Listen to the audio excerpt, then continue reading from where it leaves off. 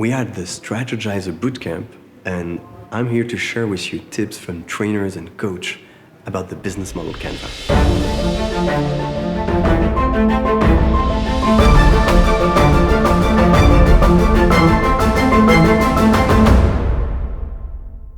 To not try to master every box, just give it a try. Jump in and start putting things down.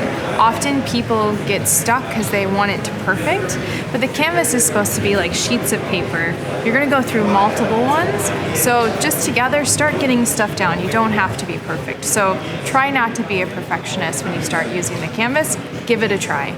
Try to get them to the essence. People, when they start with the business model canvas, always have the tendency of going for the whole picture, and they don't want to forget anything, so they tend to write a lot of post-its, and then you really have to challenge them to go to the essence and to limit the number of post-its they put in the value proposition or in the customer segments, because you can't tell everything, but it's very important that with the essence you understand the dynamics of your business. Using it to actually explore a number of new models. So it's not just about filling out your own business model on the canvas and looking at that as a checklist, are we doing the right thing, but actually coming up with a whole bunch of different ways that you could totally change and disrupt your own business model. But then also, as a practitioner, it's really good to just map out each of the business models of other companies to practice yourself and really get thinking about what is interesting about this business model. What are they doing that's quite different and unique? The conceptual level, one is structure and guidance, obviously, because the safest is, we've seen it all, is starting from the left side, kind of being on the feasibility side, testing things we already have, go check with IT department, can we do it, go check with legal, are we allowed to do it? It is important. It's not that it's not important, but there is no need to waste your time, because usually this process can take a few days before you get the feedback from IT, legal, or whatever. You have to start from the desirability side, and that's kind of important concept. And what I try to provide the team is system and guidance around that.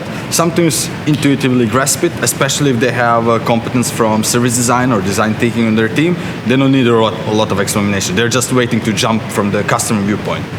If the team doesn't have that already within them, then I spend some extra time to kind of give them the customer lenses. This idea that the canvas help them to tell the story about their future business, to be able to tell the story along the flow that you have inside the canvas, and also maybe to check the consistency of your canvas, because at the beginning you have some people that just put, for example, revenue streams, which is advertisement, but they have no customers existing for paying or for generating this revenue stream. So it means that sometimes they use it just a checklist. They put something, but they don't realize that it has to be linked together.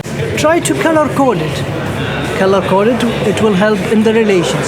So when it comes about the customer segment, normally you have multiple segments or multiple customers that have a specific job to be done that related to different value propositions. So if you have one color customers, you need to match it with the exact way of value proposition. Try and try and try, because you need to try it a few times to get how it works.